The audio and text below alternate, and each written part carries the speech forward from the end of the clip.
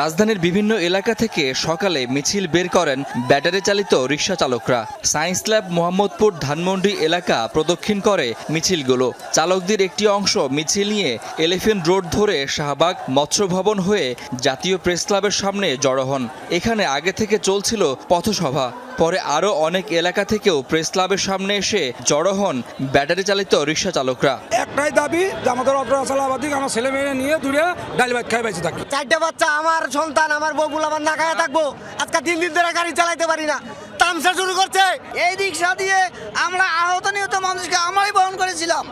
অবস্থানের কারণে প্রেস ক্লাবের সামনের সড়কে যান চলাচল বন্ধ হয়ে যায়। ভোগান্তিতে পড়েন এই সড়ক ব্যবহারকারী যাত্রীরা।